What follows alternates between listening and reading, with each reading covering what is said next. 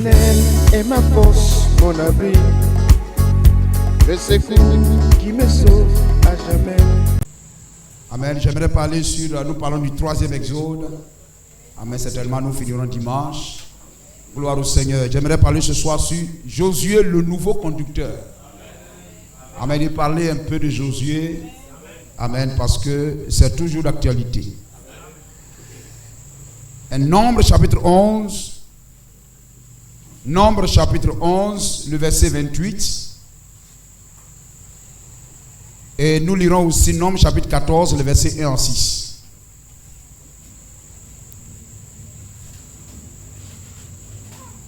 Les 3 exodes.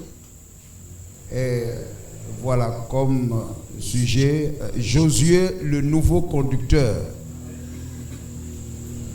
Il y eut 2 hommes, l'un appelé Eldad et l'autre Médad, qui étaient restés dans le camp et sur lesquels l'esprit reposa, car ils étaient parmi les inscrits, quoiqu'ils ne fussent point allés à la tente. Ils prophétisèrent dans le camp. Un jeune garçon courut l'annoncer à Moïse et dit: Eldad et Médad prophétisent dans le camp.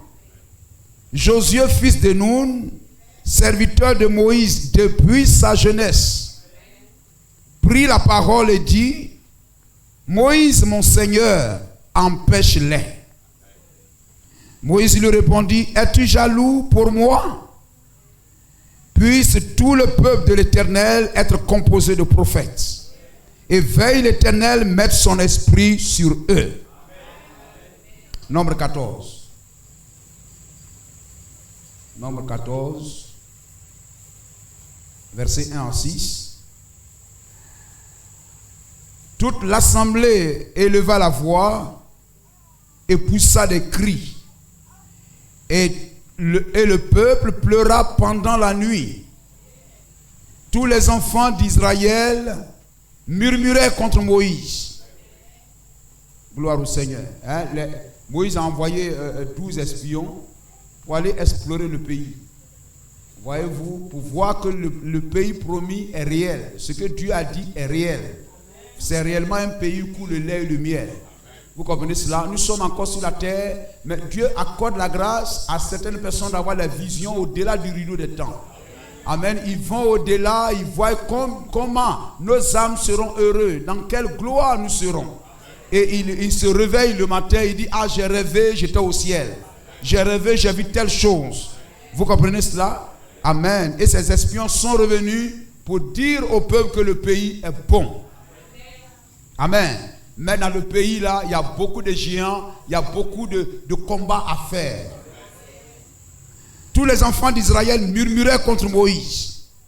Et Aaron et toute l'assemblée leur dit: que ne sommes-nous morts dans le pays d'Égypte? Et que ne sommes-nous morts dans le désert? Pourquoi l'Éternel nous fait-il aller dans ce pays où nous tomberons par l'épée, où nos femmes et nos petits-enfants deviendront une proie? Ne vaut-il pas mieux pour nous retourner en Égypte? Et ils se disent l'un à l'autre: nommons-nous un chef, nommons un chef. Et retournons en Égypte. Moïse et Aaron tombèrent sur leur visage en présence de toute l'assemblée réunie des enfants d'Israël. Et parmi eux, parmi ceux qui avaient exploré le pays, Josué, fils de Nun, et Caleb, fils de Jephuné, déchirèrent leurs vêtements et parlèrent ainsi à toute l'assemblée des enfants d'Israël: Le pays que nous avons parcouru pour l'explorer est un pays très bon, excellent. Si l'Éternel nous est favorable, il nous mènera dans ce pays et nous le donnera. C'est un pays où coule le lait et le miel. Seulement ne soyez point rebelles contre l'Éternel et ne craignez point les gens de ce pays, car ils nous serviront de pâture. Ils n'ont plus d'ombrage pour les couvrir. L'Éternel est avec nous ne les craignez point. Bénis ta parole, Seigneur, que ta grâce et ta faveur nous accompagnent. Oh Dieu, dispose chaque cœur dans le nom de Jésus-Christ à recevoir la parole. Amen. Gloire au Seigneur. Nous parlons des 3 exodes. Amen. Et alléluia, nous relevons que le chrétien est une personne en exode, en voyage. Même si vous habitez vous habitez toujours la maison que vous avez habité avant même d'être chrétien. Mais vous êtes en exode spirituellement. Votre vie, votre marche, amen, le témoigne pleinement dans le nom de Jésus-Christ. Amen. Nous avons lu, amen, rappelant Moïse, amen, rappelant Josué. Voyez-vous, le peuple est allé explorer le pays de Canaan. Ils sont allés voir le pays de Canaan. Ils n'étaient pas sortis de l'Égypte pour rester dans le désert. Mais la promesse était l'entrée à Canaan et de s'établir dans le pays promis. Qui a promis ce pays? C'est Dieu lui-même. Qui a promis ce pays à Abraham. C'est le territoire de leur père.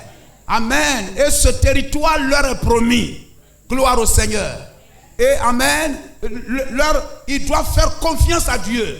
C'est lui qui a fait la promesse à Abraham. Dans Genèse 15:16, est fidèle. Et ce que Dieu dit, il est capable de le faire. Gloire à Jésus-Christ. Il n'est pas un homme pour mentir. Ce qu'il dit, il le fera.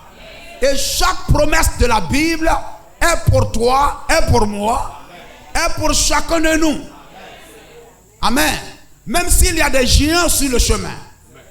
Amen. Nous le savons. Lorsque Dieu a fait sortir Israël de l'Égypte, il ne leur a pas dit qu'il y avait, amen, le désert, il manquera de l'eau, il manquera à manger, ça sera difficile, les Moabites seront là, amen, ils auront à mener des guerres, même étant dans le désert. Gloire au Seigneur. Amen, mais sur le chemin, ils se rendent compte qu'il manquait de l'eau, il n'y a pas de l'eau. Les Moabites vont les attaquer par ici. Balaam va se lever par là. Il aura la séduction, il aura des épreuves, des difficultés sur le chemin. Mais il doit faire confiance à celui qui les a appelés. Amen. Tout dépend de celui en qui tu as cru. Gloire au Seigneur. Amen. Ils sont sortis là. Ils sont allés, Moïse les a envoyés explorer le pays. Afin de les mettre en confiance. Afin qu'ils puissent croire que la promesse est réelle. La promesse est vraie. Et ils sont allés explorer le pays. Mais dans ce pays, il y a des Amalécites. Il y a des fils d'Anak. Il faut combattre pour posséder le pays promis. Ce n'est pas une plage. Ce n'est pas des moments de pique-nique. Mais c'est un moment de bataille et de combat. Mais vous allez contre un ennemi déjà vaincu. Vous allez contre un ennemi déjà vaincu. Gloire à Jésus-Christ. Je vous ai donné le pouvoir de marcher sur les serpents et sur les scorpions et sur toute la puissance des démons, et rien ne pourra vous nuire. Est-ce que vous le croyez? Vous dites Amen. C'est la promesse de Jésus-Christ. Alors si vous croyez en Jésus, vous devez croire ça. Et parce qu'il n'est pas un homme pour mentir, si vous le croyez, vous verrez cela s'accomplir. Nous disons Amen. Béni soit le nom du Seigneur. Amen. Et voyez-vous, quand Dieu les a fait sortir, certainement, s'ils croient en Moïse et croient en Dieu, Dieu leur donnera ce territoire-là. Gloire au Seigneur. Amen. Mais il y a eu des épreuves et des difficultés. Aujourd'hui, combien, lorsque beaucoup viennent à l'église, ils cherchent des églises faciles. J'aime à le dire, voyez-vous, vous dites que vous êtes chrétien. Tu dis que tu es chrétienne. Le christianisme, ce n'est pas une religion. C'est une vie. C'est une vie. Lorsqu'on a regardé les disciples, les premiers croyants à Antioche, on s'appelle chrétien. Mais ce n'est pas un nom que nous-mêmes on se donne. Mais c'est un nom que ceux qui nous regardent nous ont donné. Vous comprenez cela? Et ce nom est rendu célèbre. Et Pierre a dit, soyez fiers de ce nom-là. Soyez heureux de ce nom-là. Béni soit le nom de Jésus-Christ. Amen. Nous venons à l'église, tu es chrétien. Mais le christianisme, c'est la vie. La vie que tu mènes. Gloire au Seigneur. Amen. Vous ne connaissez pas quelqu'un, mais sa manière de vivre, vous dites celui-là c'est un voleur. Amen. Vous dites, ah celui-là c'est un prostitué chercheur de femmes. Ce qu'il fait. Cette femme-là c'est une prostituée, etc. Parce que vous voyez ce qu'elle fait. Gloire au Seigneur. Amen. Lorsque vous voyez un arbre, vous dites, ah c'est un oranger. À cause des fruits qu'il produit. Les fruits parlent de l'arbre. Vous n'allez pas voir des mangues sur un arbre et puis appeler ça oranger. Est-ce que nous sommes d'accord? Vous n'allez pas voir des goyaves sur un arbre et vous allez dire celui-là, amen, c'est un pamplemoussier. Vous allez dire non, c'est un goyavier. Parce qu'il produit des goyaves. C'est un oranger parce qu'il produit des oranges. C'est un manguier parce qu'il produit des mangues. Tu es un chrétien parce que tu produis la vie chrétienne. Les fruits parlent de l'arbre. Jésus a dit, à leurs fruits, vous les reconnaîtrez. Donc si tu te dis chrétien, chrétienne, mais tu vis comme une prostituée, on ne t'appellera pas chrétien. Parce que la vie, on t'appelle chrétien, ça veut dire que la vie que tu mènes rappelle Jésus-Christ. Gloire au Seigneur. Si tu es chrétien, c'est ta vie. Sinon tu mens. Et ta vie, voyez-vous, définit Jésus-Christ. La manière dont tu vis, tu dis aux gens que voici comment Jésus est. C'est très important. Gloire au Seigneur. Tu n'es pas chrétienne parce que tu vas dans une église catholique, ou bien tu vas dans une église d'Assemblée de Dieu, ou bien... Non. Tu es chrétien parce qu'il y a une loi, il y a des caractéristiques, il y a une définition, amen, qui nous montre qu'est-ce qu'un chrétien. Et parce que vous, amen, vous reflétez ces caractéristiques, on vous appelle chrétien. Donc, quelle que soit l'église à laquelle vous appartenez, si vous ne reflétez pas ces caractéristiques-là, vous mentez. Et les gens cherchent des versets pour boire, pour avoir la conscience tranquille. Mais vous allez trouver. Si vous cherchez des versets pour ne pas aller à l'église, vous n'irez pas à l'église. Si vous cherchez des versets, amen, vous allez en avoir. Tout dépend de la disposition du cœur avec lequel vous regardez la Bible. Les pharisiens regardaient Jésus. Toi, tu regardes Jésus. Les publicains regardaient Jésus. Certains l'appelaient Belzébul, certains l'appelaient démon, mais certains les appelaient fils de Dieu. Les démons, même quand ils regardent Jésus, ils disent, on sait qui tu es. Tu es le fils de Dieu, tu es le saint de Dieu. Mais quand les religieux le regardent, ils l'appelaient Belzébul. Tu es un démon. C'est très important, frère. Béni soit le nom de Jésus-Christ. Amen. Pour montrer, pour dire là, dans ce nombre 14 qu'on a lu, ils sont sortis de l'Égypte pensant que la vie chrétienne, c'est une vie de pique-nique. Tu es chrétien, tu as des copines, tu te promènes en culotte, tu bois. Et parce que tu as une grosse Bible en main, tu penses que tu es chrétien. Tu n'es pas chrétien. Tu es un voyou, irrespectueux, insoumis, rebelle. Gloire au Seigneur. Amen. Tu n'es pas humble. L'humilité, c'est regarder quelqu'un d'autre comme étant plus grand que toi. Mais l'orgueil, c'est regarder les autres comme étant plus petits que toi. Les deux se dépassent en route. Béni soit le nom du Seigneur. Amen. Tu viens à l'église un jour, demain tu ne viens pas, après on va voir. Les chrétiens n'étaient pas comme cela.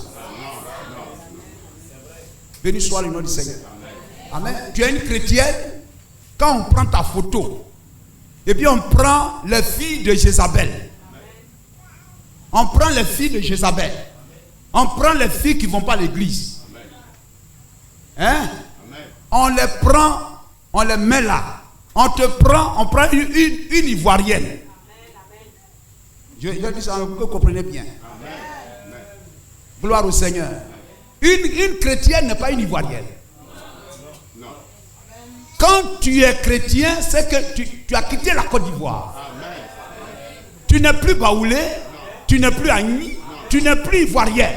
En tant qu'ivoirienne, tu es libre de t'habiller comme tu veux. Le policier te dit, ah, tu es jolie maman. Maman, tu es très belle.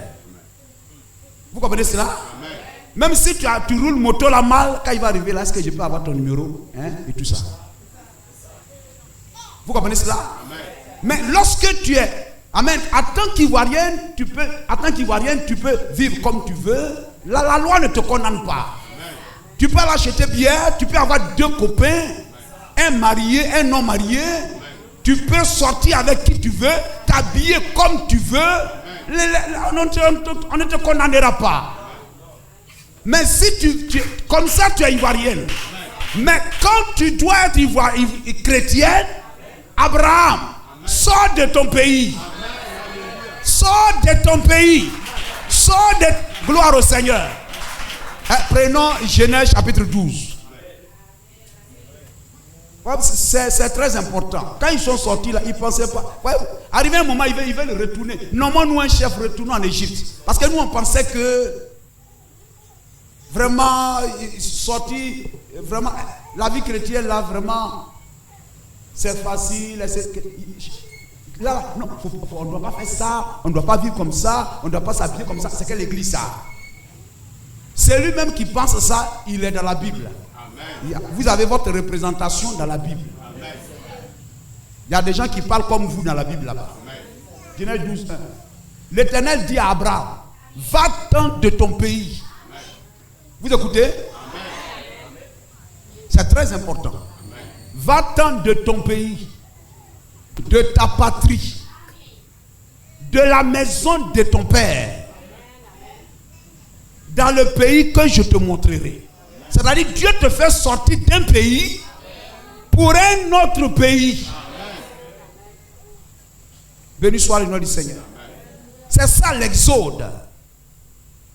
C'est ça l'exode. Une chrétienne, ça ne se ramasse pas. C'est rare. Alléluia. La Bible, amen, donne les caractéristiques. Tu dois bien t'habiller, couvrir ton corps. Amen. Mener une bonne vie chrétienne. Pas une fille qui va de garçon en garçon cherchant à séduire. Mais marchant. Amen. Conformément à la parole de Dieu. Vous comprenez cela? Oh, là-bas c'est trop difficile. Mais regardez. Gloire au Seigneur. La voie facile, c'est la voie du plus grand nombre. Chez eux, là, c'est trop dur. Moi, je préfère aller ici, là. Quand vous dites là, c'est dur, je préfère aller ici, là. Là, c'est la voie large. Si vous prenez 2 Timothée 4, 2 Timothée 4, 1, 5.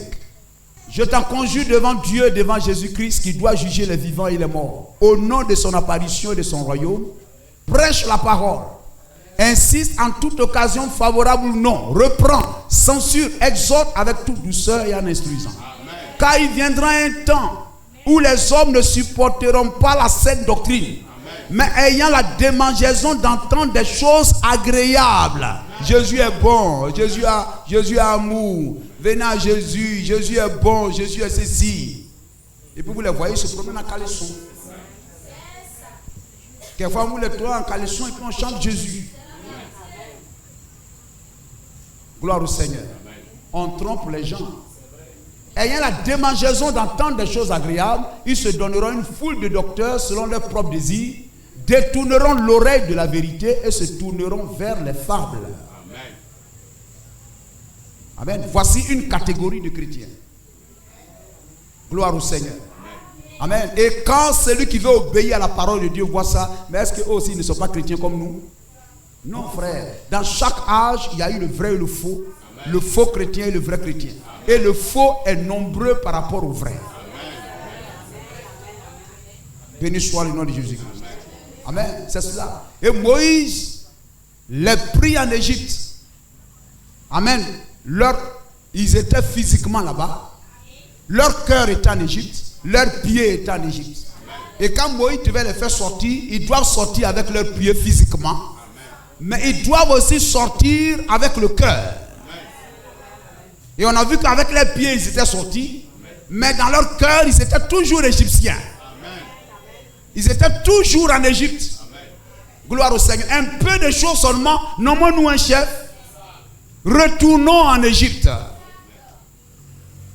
Le chrétien n'a pas cette manière de faire là. Béni soit le nom du Seigneur. Même quand c'est difficile, mais aussi longtemps que c'est la parole de Dieu, il faut obéir. Et il faut avancer. Et Moïse, voyez-vous, a conduit le peuple de l'Égypte. Nous parlons de Josué. Moïse a conduit le peuple de l'Égypte jusqu'au mont Nebo. Deutéronome 34, verset 1er. Moïse les a conduits jusqu'aux plaines de Moab, au pied du mont Nebo.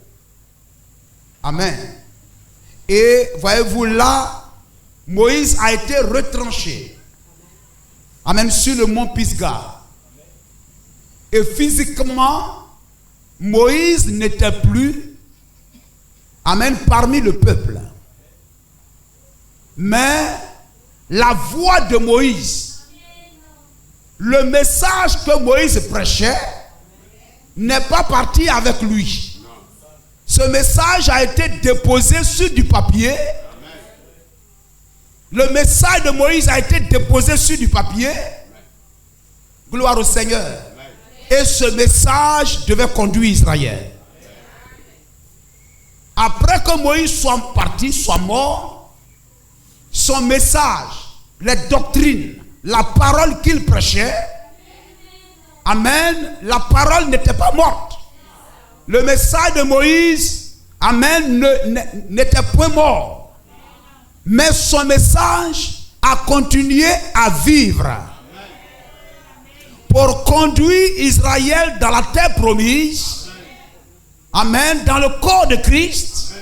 Dans le corps de la résurrection. Parce que c'est là-bas qu'il aura la résurrection. Amen. Le message de Moïse les a conduits dans leur héritage à travers Josué. Josué était le conducteur qui a succédé à Moïse. Béni soit le nom de Jésus-Christ. Béni soit le nom du Seigneur. Et Dieu n'a pas donné un autre message à Josué.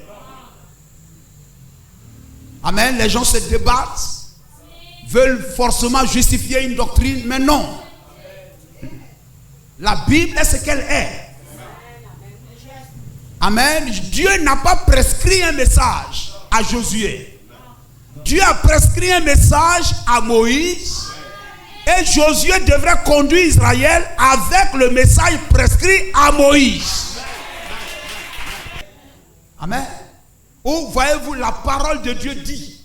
La parole de Dieu, la Bible. Les chrétiens, ce sont ceux qui croient à la Bible. Les chrétiens, ce sont ceux qui veulent que la parole de la Bible prévale sur la parole de l'homme. Et la parole de Dieu dit, 1 Corinthiens chapitre 14, à partir des versets 33 à 35, 36 par là, qu'une femme ne prêche pas dans une assemblée.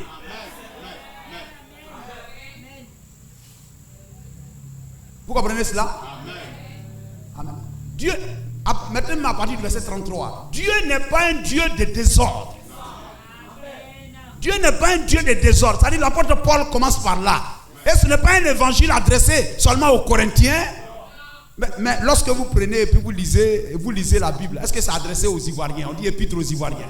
Mais vous vous sentez concerné. N'est-ce pas? Gloire au Seigneur. Prenez. Allons, on va lire un peu.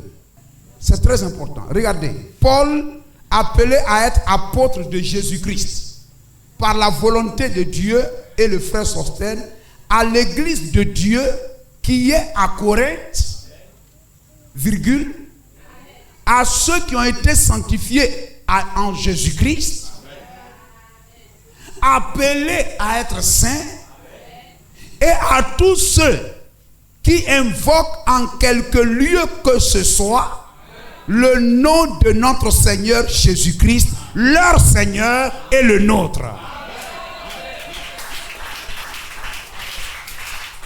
Nous sommes dans un temps où on doit enseigner la parole de Dieu aux gens.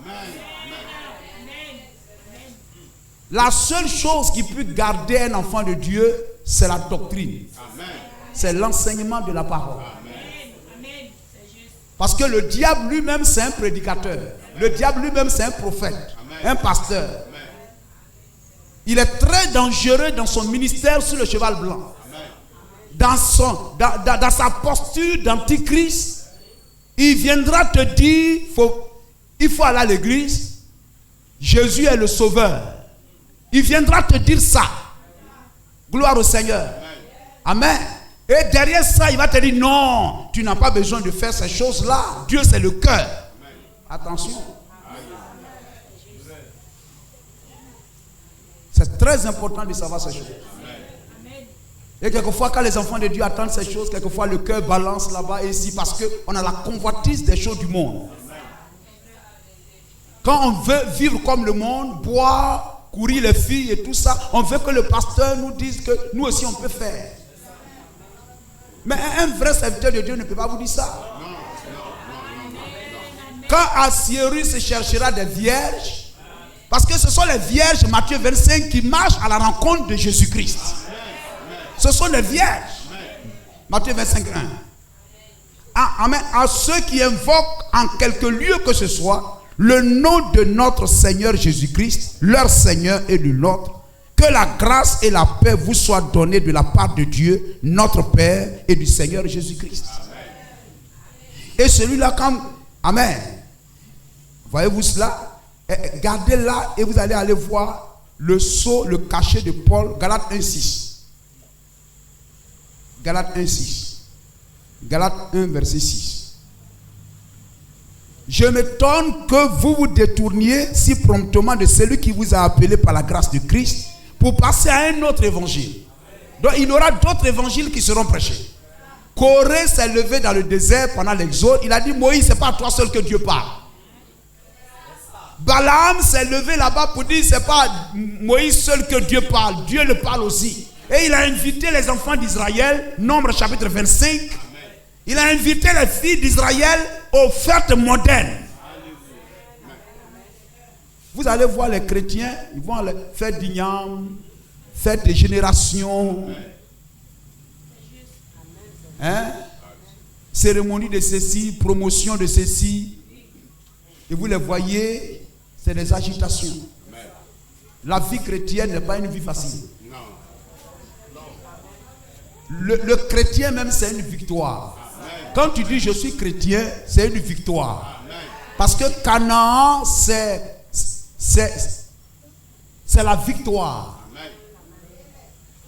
Demeurer à Canaan, c'est la victoire. Regardez aujourd'hui Israël, où ils sont là. Ce petit territoire de 22 000 km². Il faut diviser la Côte d'Ivoire par combien? La Côte d'Ivoire fait 342 000. Mais Israël que vous voyez là, ils ne sont même pas dans la totalité même de leur portion. 22 000 km². Il faut diviser la Côte d'Ivoire par combien pour avoir ce pays? Et vous voyez ces nations plusieurs fois plus grandes que la Côte d'Ivoire.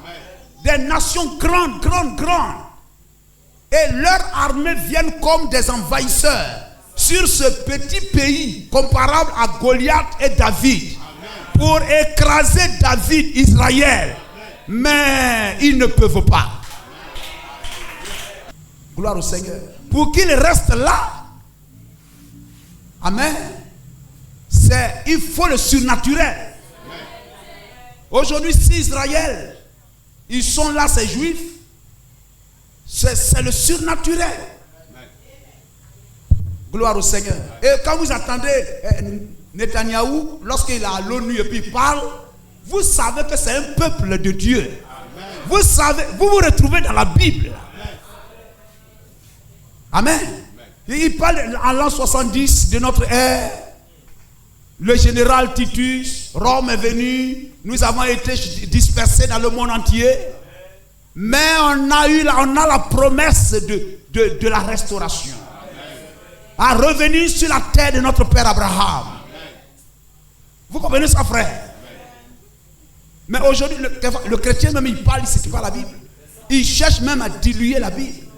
Je parle quelquefois avec un qui est diacre dans une église. Mais il essaie par tous les moyens à justifier même l'adoration des eaux et toutes ces choses. Que votre décision, votre engagement soit ferme. L'exode demande il faut une décision, un engagement ferme. Je m'étonne, verset 6, que vous vous détournez si promptement de celui qui vous a appelé par la grâce de Christ pour passer à un autre évangile. Non pas qu'il y ait un autre évangile, mais il y a des gens qui vous troublent et qui veulent renverser l'évangile de Christ. Mais quand nous-mêmes, quand un ange du ciel annoncerait un autre évangile, que celui que nous vous avons prêché, qu'il soit anathème. Anathème, ça veut dire maudit. Nous l'avons dit précédemment, et je le répète à cette heure, si quelqu'un vous annonce un autre évangile, que celui que vous avez reçu, qu'il soit anathème.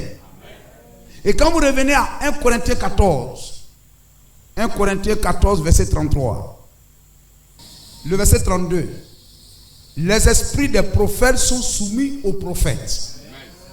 Le prophète, c'est la Bible. Amen. Donc si l'esprit des prophètes, c'est quoi? C'est le Saint-Esprit. C'est quel esprit qui était dans les prophètes? C'était le Saint-Esprit, non? Donc ça veut dire que Dieu lui-même est soumis à sa parole. Amen. Donc ça veut dire que si l'Esprit de Dieu habite en toi, tu dois être soumis à ce que dit la Bible. Amen.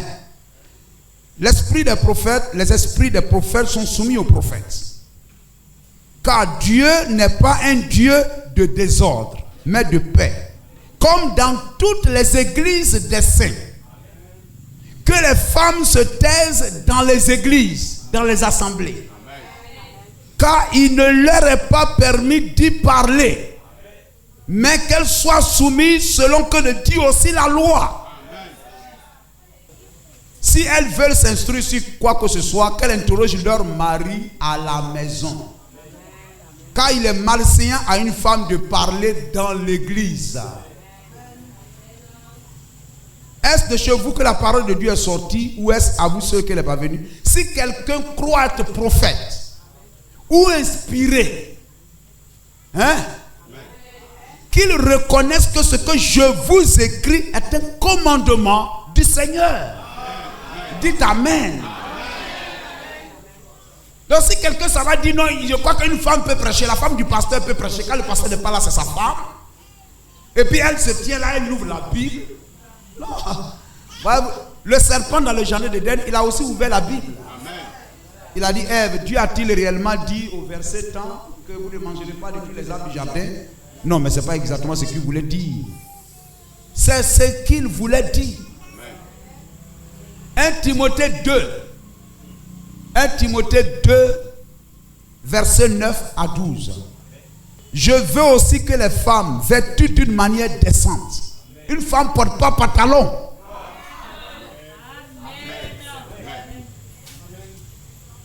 Deutéronome 22, verset 5. Une femme ne porte pas pantalon. Sa main, tes parties intimes et autres. Amen. Ce sont des habits de séduction pour montrer tes formes et amener un homme à te regarder, à te convoiter. C'est un habit de convoitise. Ce n'est pas fait pour la femme. L'homme, il porte pantalon, il pisse. Il peut pisser bien. Mais est-ce que la femme peut porter pantalon et puis pisser devant les gens? Si moi je suis en pantalon, là, on a arrêté dehors, là, je peux me mettre là, bien, je pisse bien, je suis caché, voilé. Mais est-ce que toi en pantalon, tu peux t'arrêter là pour pisser? Tu as besoin d'un pagne.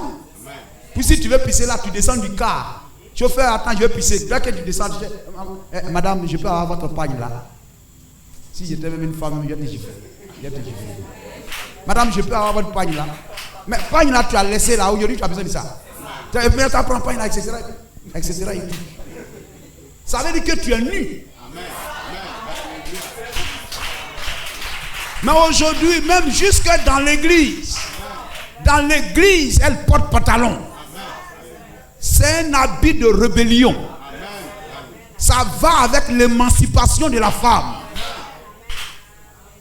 C'est l'émancipation de la femme qui a introduit le pantalon, etc. Et aujourd'hui, il n'y a plus de pagne. Les gens doivent savoir la vérité. S'ils veulent obéir, qu'ils obéissent. S'ils ne veulent pas obéir, ils n'obéissent pas. C'est leur affaire. Mais on doit prêcher la parole.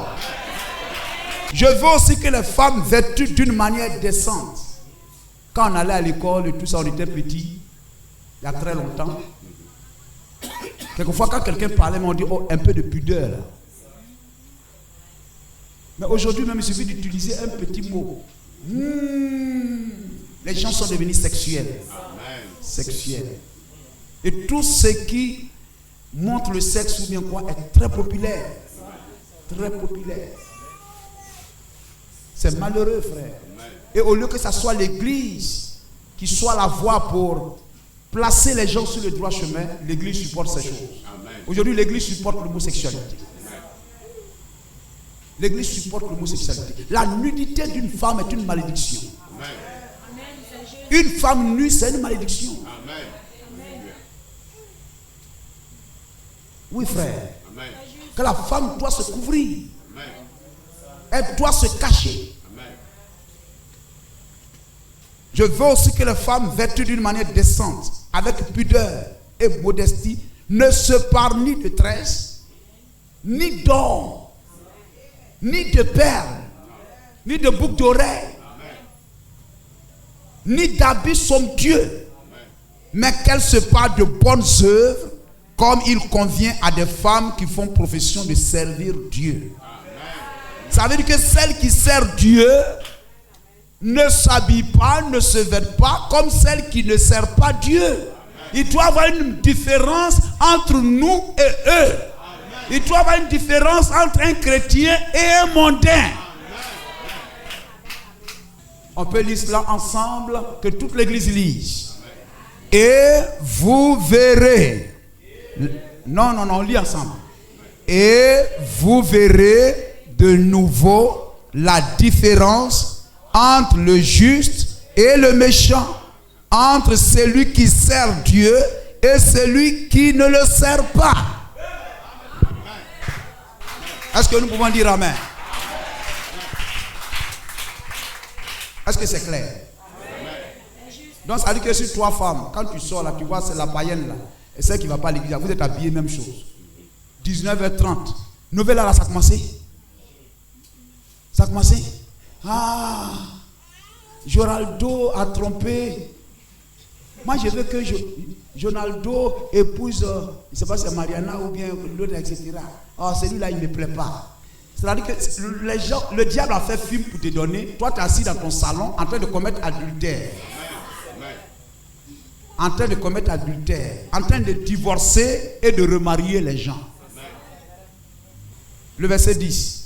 Mais qu'elle se parle de bonnes œuvres comme il convient à des femmes qui font profession de servir Dieu. Que la femme, le témoignage de Dieu est vrai. Que la femme écoute l'instruction. Que la femme écoute. Il n'a pas été dit que l'homme écoute, mais que la femme écoute. C'est-à-dire si tu es femme, on ne doit pas t'écouter, mais toi tu dois écouter. C'est-à-dire c'est un homme qui doit parler et la femme écoute. Est-ce que nous sommes d'accord? Que la femme écoute. Est-ce que vous voyez cela? Que la femme écoute. Ce n'est pas que la femme parle. Il a dit qu'il est martyr qu'une femme parle dans l'église. C'est-à-dire la femme ne doit pas parler, mais elle doit écouter. C'est clair, n'est-ce pas? Donc si vous voyez dans une église une femme prêche, c'est une église antichrist. Ce n'est pas parce que quelqu'un a une Bible en main, prêche la Bible, que c'est un vrai serviteur de Dieu. 2 Corinthiens chapitre 11. Amen. Le serpent dans le jardin d'Éden. Les pharisiens qui traitaient Jésus de démon, ils prêchaient aussi la Bible, ils avaient une église. Mais ils n'allaient pas aller au ciel. Jésus a dit, Matthieu 5, 20, si votre justice ne surpasse pas celle des pharisiens, vous n'allez pas aller au ciel. Mais pourtant, les pharisiens prêchaient aussi le même Dieu que Jésus prêchait. Les pharisiens avaient le même support de Bible que Jésus avait. Jésus même a été consacré dans leur église, a commencé à aller à l'église même dans leur église, jusqu'à ce qu'on lui donne le livre de la loi. Il a déployé, il a lu Ésaïe 61. L'Esprit du Seigneur est sur moi. Et puis ils l'ont chassé de son église. Amen. Que la femme écoute. La femme écoute l'instruction en silence. Avec une entière soumission. Je ne permets pas à la femme d'enseigner. Si elle peut enseigner chez César, on dit, nous c'est une femme qui nous enseigne mathématiques là. Nous c'est une femme qui nous enseigne philosophie là. Ça c'est chez César. Comme je l'ai dit, il y a la différence. En tant qu'Ivoirienne, en tant que fille de César, tu fais tout ce que tu veux. Mais lorsque tu dois être chrétienne, tu dois arrêter de faire les choses qui sont contraires à la parole de Dieu que César te dit de faire là. Tu dois arrêter de faire ça. Tu ne dois pas servir Dieu et César en même temps.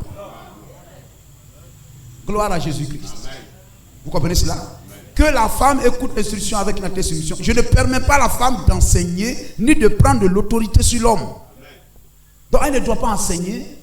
L'enseignement c'est l'autorité d'enseigner ni de prendre de l'autorité sur l'homme. Mais elle doit demeurer dans le silence. Car Adam a été formé le premier, Ève ensuite. Et ce n'est pas Adam qui a été séduit. La femme qui séduite s'est rendue coupable de transgression. Elle sera néanmoins sauvée en prêchant. Non. Hein?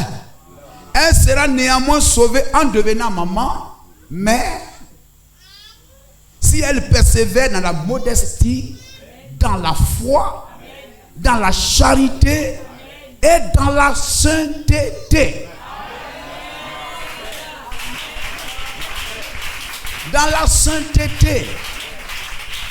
Si tu es chrétienne, tu es marié, tu vis, tu es dans le foyer. Quelquefois, il y a des malédictions qui nous accompagnent. Quelquefois, l'homme avec lequel tu vis, tu l'as séparé de sa femme. Et tu es assis dans une église, tu sautes en l'air, tu parles la langue, tu prophétises, Jésus t'a sauvé. Mais au commencement, tu as brisé un foyer pour prendre le mari de quelqu'un. Tu dois te repentir. Tu dois te repentir. Tu dois aller vers le pasteur, vers l'homme de Dieu. Pour dire, pasteur, je vais donner ma vie au Seigneur. Mais voici ma vie. L'homme avec lequel je vis, au fait, il était marié. Et je l'ai encouragé, peut-être par médicament, ou bien par quelque manière que ce soit, pour que je l'ai séparé de sa femme. Et je l'ai pris comme mari. Parce que vous pouvez rester là. Pasteur, prie pour nous. Prie pour nous, les enfants là. Prie pour, etc. Mes filles là. Prends, etc. Ce que tu as fait dans le foyer de quelqu'un, ta fille aussi va le faire. Et les filles aussi vont te faire. Le chrétien doit examiner sa vie d'avant d'être chrétien et pendant qu'il est chrétien. Il y a des malédictions qui accompagnent le chrétien ou la chrétienne. Tu dois te repentir, confesser ta vie. Mettre ta vie à nu. Et que Dieu pardonne, parce qu'il y a des situations où vous ne pouvez plus repartir en arrière. Mais il faut montrer à Dieu qu'aujourd'hui je comprends la parole de Dieu. Et je veux que Dieu me pardonne pour le mal que j'ai fait. On ne peut plus vous dire non, il faut aller le divorcer et lui dire de retourner à sa femme. Peut-être elle est déjà mariée, et il peut même pas repartir. Mais il faut te repentir. Il faut parler à Dieu pour dire, Seigneur, hier je ne te connaissais pas. Je vivais dans le désordre, je faisais n'importe quoi. Mais aujourd'hui j'ai appris le mal que j'ai fait. Je te demande pardon. Lorsque je donne ma vie au Seigneur, Moïse a dit gardez le silence, ne vous plaignez pas. Lorsque Saül est venu à Samuel, il dit non, non, non, les brebis qui ont été perdues, que tu cherches là, ça a été retrouvé. Hein? Ça a été retrouvé. Je ne vous frapperai pas des maladies qui frappent les Égyptiens. Gloire au Seigneur. Je dois moi-même, chrétien, rendre témoignage. Rendre témoignage que le Dieu que je suis est vrai. Mais pourquoi je serai dans une église, le pasteur prêche bien, il condamne, il nous met sur le droit chemin, et puis ma vie n'est pas transformée? C'est qu'il y a quelque chose qui ne va pas. Si la semence est bonne, le fruit doit être bon. Amen. Si la semence est bonne, le fruit aussi doit être bon. Parce que le pasteur prêche, Dieu arrose. Et si la semence est bonne, Dieu arrosera pour amener la semence à la maturité. Mais pourquoi ça ne va pas? Gloire au Seigneur. Vous comprenez cela? Vous venez au Seigneur, peut-être que dans votre famille là-bas vous adoriez Inzi ou bien Komoé. Tu donnais à boire à un serpent. Amen. Tu as pris médicaments pour vendre, pour faire telle chose, etc. Et tout ça, tu as embouté les gens et tout. Et puis, quelquefois, tu arrives à l'église. Quels sont ceux qui viennent donner leur vie au Seigneur? Quels sont ceux qui sont prêts pour le baptême? Et puis, vous partez faire. Ça me fait des années de coups de baptême. L'année prochaine, je vais me baptiser. Le même démon, tu sors, tu rentres dans l'eau sec, tu ressors mouillé, le même démon t'accompagne. Il a toujours un droit légal sur toi. Tu l'as invité dans ta vie, c'est toi qui dois le faire partie. Tu l'as invité là, il est bien. Il y a des démons qui rentrent dans les gens même pendant la cérémonie de mariage. À quel moment tu es rentré? C'est pendant la cérémonie de dot. À quel moment tu es rentré? Quand on l'appelait mon homonyme, ma femme. Les gens vous appellent ma femme. Les gens vous appellent, oh, maman tu es jolie, toi tu es ma femme. Mari de nuit, sirène, etc. Pourquoi je dois aller à l'église et ma vie est ballottée? Le Dieu que je suis est un Dieu stable. Un Dieu stable, même hier, aujourd'hui, éternellement. Ce n'est pas un Dieu de désordre. Donc ma vie ne doit pas être une vie de désordre. Je dois me dépouiller totalement. Pour que s'il y a un démon qui est logé quelque part, il n'a aucun droit légal de demeurer dans ma vie. Jésus est mort pour qu'il sorte de ma vie. Jésus m'a racheté. Pharaon n'a aucun droit sur ma vie. Mais pourquoi je suis dans le désert? Et puis Pharaon a toujours pouvoir sur moi. Oh, retournons en Égypte. Retournons en Égypte. À quoi a servi le baptême de la mer morte? Je dois briser l'emprise de Pharaon sur ma vie. Je dois dire à Moïse, je te soutiens. Je te suis. Je crois en toi. Que Pharaon et la chaux de l'Égypte quittent mon cœur. Tu vas rentrer à Canaan. Tu as un cœur comme ça, tu rentreras à Canaan. Béni soit le nom de Jésus-Christ. Ce n'est jamais dans la joie d'un pasteur. Amen, de voir une personne être tout le temps ballottée. Le pasteur veut voir la vie des gens progresser. La dernière fois, je parlais des dîmes. Si vous avez 1000 francs, dîmes c'est 100 francs. Le pasteur dit, ah Seigneur, bénis encore. Peut-être il veut que ce frère-là paye 1000 francs. Seigneur, bénis le frère. Pour qu'il paye 10 000 francs, il faut qu'il y ait 10 000. Bénis-le. Bénis-le. Gloire au Seigneur. Et Dieu va te bénir. Gloire au Seigneur. Béni soit le nom du Seigneur. Dans ton cœur là-bas, dis non Seigneur, 100 francs que je paye comme dîme, je mets dans l'enveloppe là. Moi-même j'ai honte. Mais tu ne dois pas avoir honte. Parce que Dieu t'a béni à hauteur de 1000 francs. Mais Seigneur, je veux te donner 1000 francs. Je veux te donner 1000 francs comme dîme. Automatiquement, il doit te donner 10 000 francs. Je veux te donner 10 000. Seigneur, relève ce défi dans ma vie. Je veux, Seigneur, de tout mon cœur, je veux payer 10 000. Tu ne dis pas, Seigneur, donne-moi 100 000. Non, mais Seigneur, je vais te servir. Je veux te donner 10 000 francs comme dîme.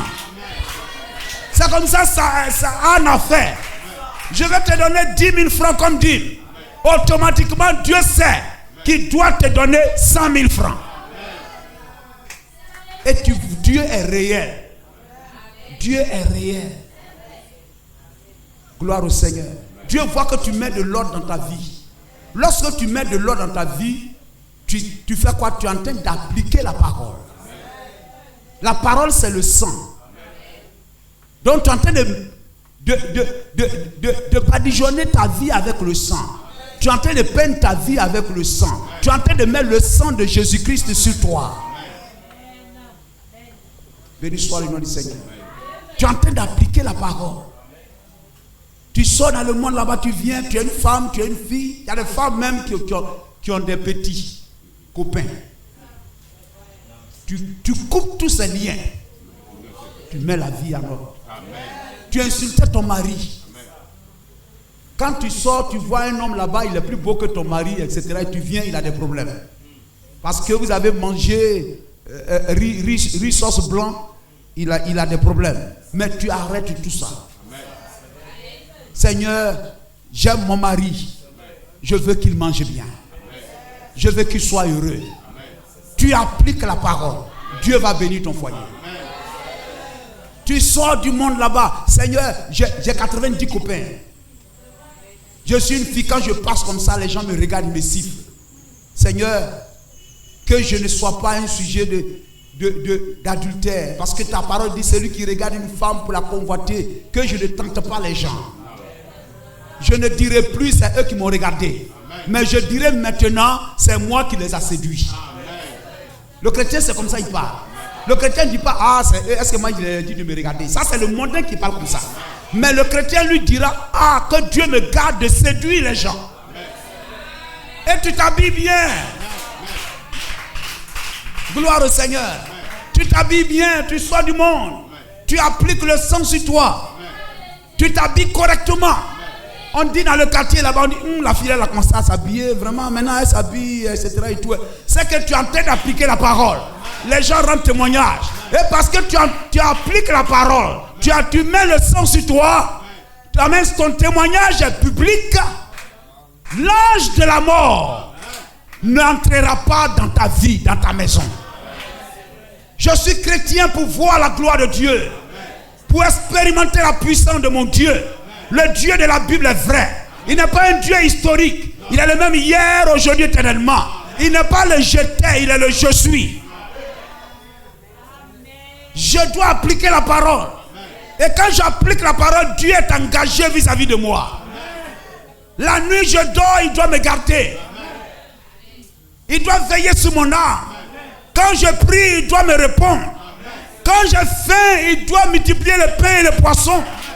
Quand je suis malade, il doit me guérir. Ma vie doit être sous son contrôle. Je te dis que si tu crois, tu verras la gloire de Dieu.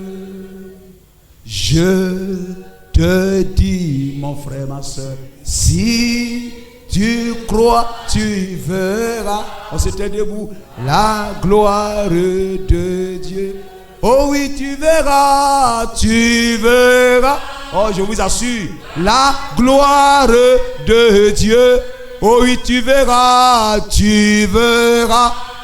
La gloire de Dieu. Je te dis que si tu crois, tu verras la gloire de Dieu.